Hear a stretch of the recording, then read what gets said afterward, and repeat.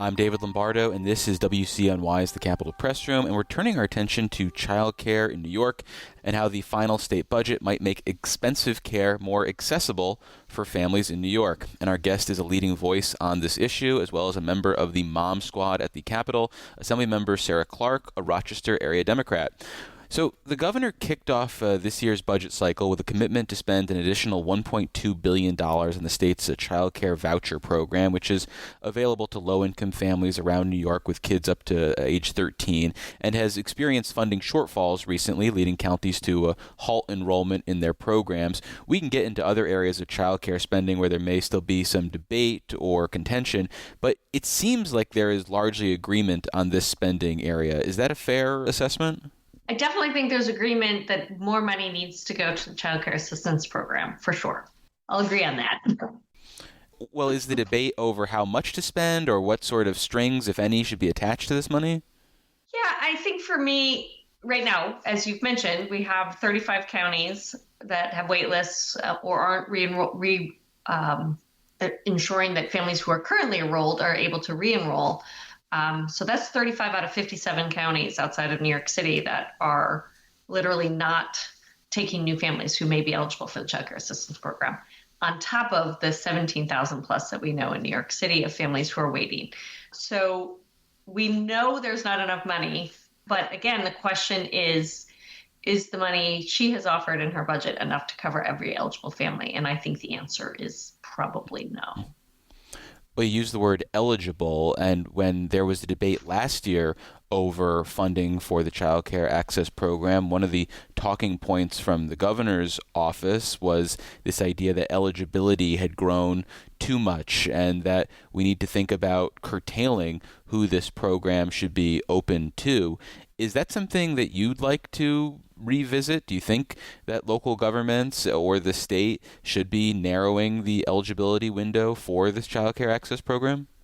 I think we were the ones that expanded it. I think we're leading the country, right, in terms of eligible families who are getting assistance through the child care program that we run. I think it's amazing. I think we're reaching families, I think for so long it was sort of seen as lower income families getting help, but we now know working class and middle class families are struggling to pay for childcare too. And if that means someone leaves the workforce, that's not something we want. And so I think by increasing the eligibility, something the governor has been very vocal about and helped get us to the point where we are now, is amazing. And exactly what we should be doing. I think ultimately we're going to have to go further and start creating step downs so that you don't lose eligibility the moment you make a dollar too much. But it's not a real promise if every eligible family isn't getting it. It's actually a broken promise, right? We're actually telling you you're eligible, but then telling you we can't get you the resources. So I think we should be leading the way on eligibility and helping more families. But it does mean that it costs money, and we have to figure out a way to make sure. And if we're going to get to universal childcare, that's what it means. Well, what about the administration of this program from a perspective of how money flows? Because I know there are concerns about access to, say, supplemental funding or caps on allocations. Is that something that is being discussed right now in any meaningful way?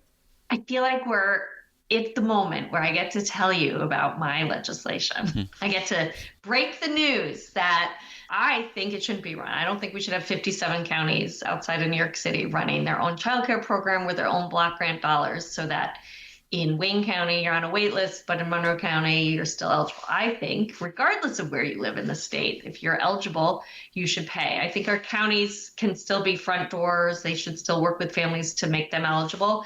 But I honestly think it should be paid by the state. I don't think we get to universal childcare without changing the way we do it. I don't think we should block grant money to counties anymore. I think we should, give them a modest admin fee to continue to sort of be the front door for the program. But to have 57 counties running 57 different childcare serving agencies. But again, it shouldn't matter where you live in the state of New York. If you're eligible for childcare assistance, you should get childcare assistance. So I do have a new bill. It would create the early childhood fund that would pay childcare statewide instead of it being block granted to each county. And where are the counties on all of this? I mean, do they like being the gatekeeper? Would they appreciate having this taken off their plate to a certain degree? What sort of response have you gotten, if any, at this point? Well, we shall see. I mean, it is my hope by ensuring that they have resources, that we're not making this an unfunded mandate that they have to do work for the state, but not pay, get resources. So obviously keeping them whole on that. But it is my hope that if they don't feel like they're footing the bill and that it's their, you look at Erie County right now and the struggles that they have really had as they've had to close their list in terms of who's eligible. Mm-hmm. Why wouldn't they want this? Why wouldn't they want a program where they know that every eligible family in Erie County now will get the child care that they are eligible for? So I don't know. We shall see where the counties are at it. My goal, again, not make it an unfunded mandate, make sure they have resources to do the work, but that at the end of the day, I would hope that every county would want to support working families in getting the child care assistance they deserve. Well, before we move on, let me reintroduce you. For listeners just joining us, I'm David Lombardo, and this is WCNY's The Capitol Press Room, and we're speaking with Assemblymember Sarah Clark, a Rochester-area Democrat. So one of the areas that the governor's budget did not address, but state lawmakers have been looking for action, is on the wages paid to this workforce, because it is notoriously low-wage work, despite how important it is and what we expect of childcare workers. So where do things stand with that? Is there any money in the couch cushions, so to speak, to fund additional raises or one-time bonuses, which has been the preference of the governor in recent years? Yeah, I hope we can shake something loose. I think it's definitely the elephant in the room as we talk about childcare is this idea that even if we make more families eligible, even if we get them more resources so that every eligible family can get childcare assistance, if there's not places to put those children, then it doesn't fix or help the system at all. It doesn't make anything better.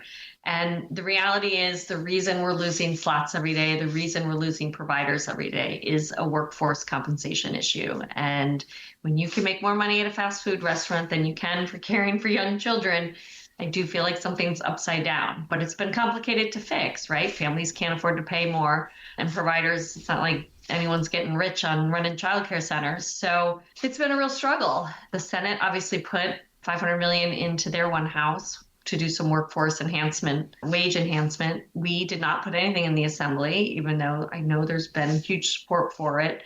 And the governor, again, didn't have anything in hers. The number's closer to $1.2 billion. Like if we're really going to start to pay families and ever pay providers and the childcare workforce what they deserve, there has to be a way we solve this because, our childcare workforce themselves are often in poverty. And so if we really fixed it, if we figured out a way to do it, we would help the childcare ecosystem, but we would also pull a mostly woman-led, mostly women of color-led workforce out of poverty as well. So it is my hope that people stop ignoring the big elephant in the room that is the childcare workforce pay, but it's a hard road. Costs money.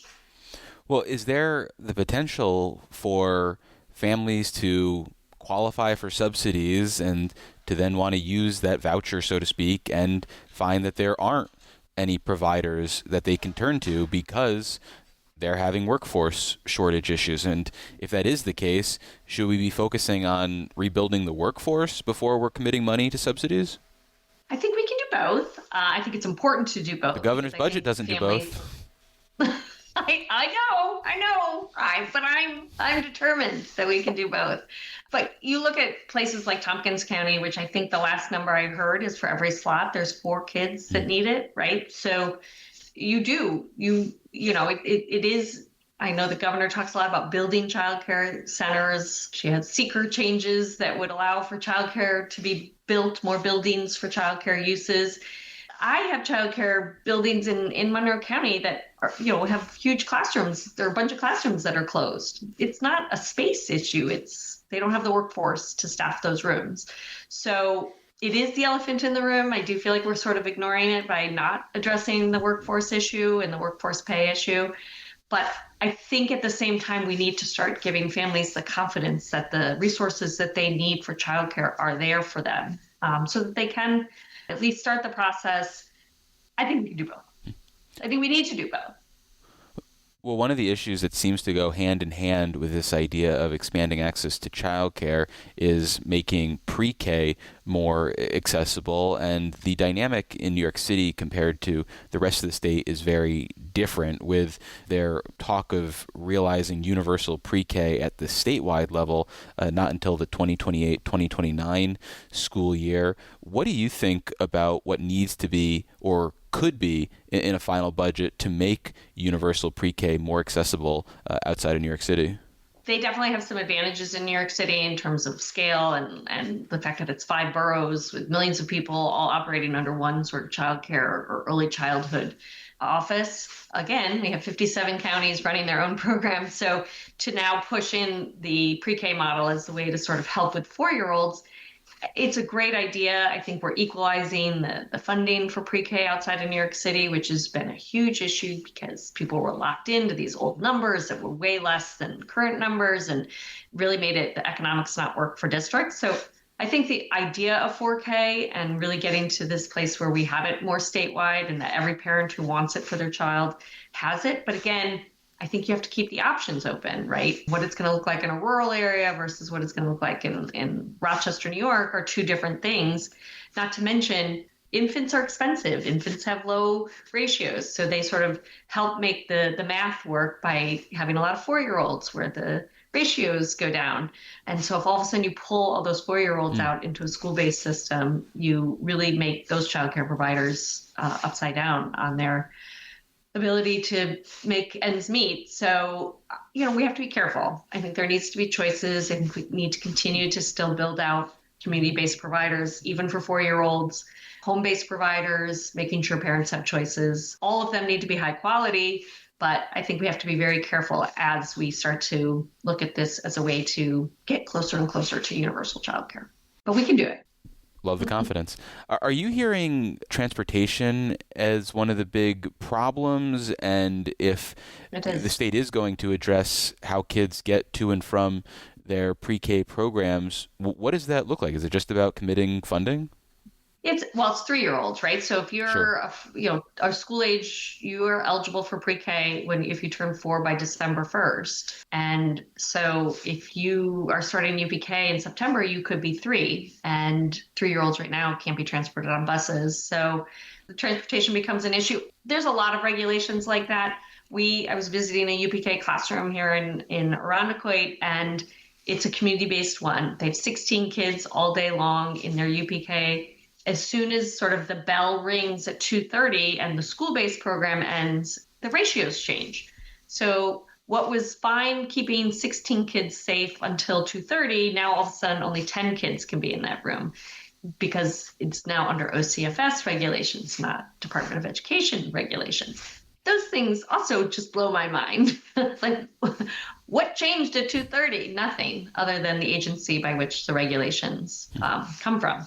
So I think if any of this is going to work, the Department of Education and OCFS have to right size all these regulations to equal across the two agencies. So there's a lot of those kinds of regulations we're going to have to fix if we're going to really make UPK statewide and universal. Well, what about the other end of the education spectrum for those kids in the state's higher education system? Is there anything you're looking to get tucked into a final budget, either something statewide or maybe more parochial to the Rochester area? My big hope, it's a small one compared to the numbers we're looking to for childcare, is the Reconnect program, right? So this very successful program that we've done to target folks who are going back for high demand careers and going back to our community colleges to get a degree in something where they immediately can find a job, and those jobs are well paid, whether it's nursing, advanced manufacturing, optics, things like that we have here in Monroe Community College. The programs have been wildly successful, but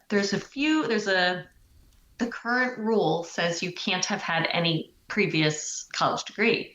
Well, there's a lot of people in their 40s who aren't in careers that exist anymore or are not there's not a lot of jobs, or there's not a lot of opportunities, or they don't pay well anymore. And they want to go back and they can't get they can't qualify for the program, even though these are high demand careers.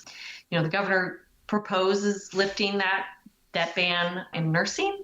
My idea is that we would do it across all of the Reconnect programs so that people who are changing careers in their 40s for a lot of different reasons still have access to a great program and gets them in jobs that we know we need tomorrow. So it's a small. See, the last, we had a couple people here in Monroe Community College who didn't end up qualifying for the program because they had already had a college degree 20 years ago.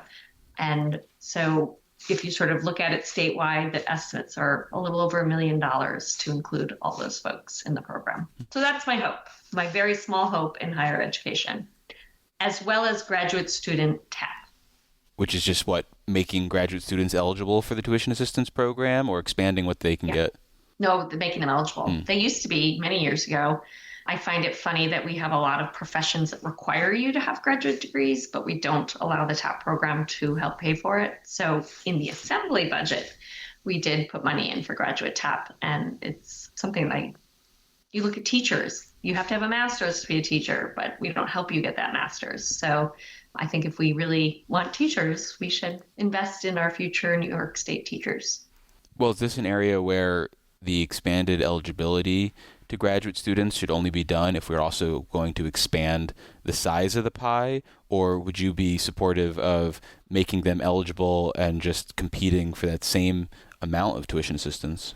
From my understanding of the tuition assistance program from last year is that there was $22 to $24 million that was not spent in the budget item. So there is some, that would not be enough to cover full graduate student TAP, but it's a start on existing resources to say, let's stop returning that money to the general budget and start making it making more folks eligible to use it. So I think we could start there. I'm happy to start with a small program and start ramping it up, but you look at our teacher shortage over the next few years, particularly if New York City ever gets to its mandated classroom size regulations, we are going to desperately need teachers.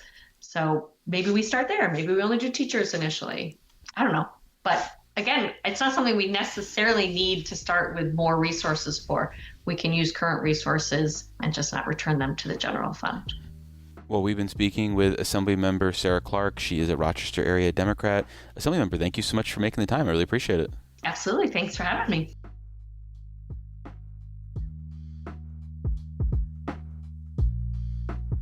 Thanks for listening to today's edition of the Capitol Press Room. For an insider take on what's happening in state government, check out our Dispatches from Planet Albany show, available wherever you get podcasts or at capitolpressroom.org. Join us again for Capitol Press Room, a production of WCNY Connected, Syracuse.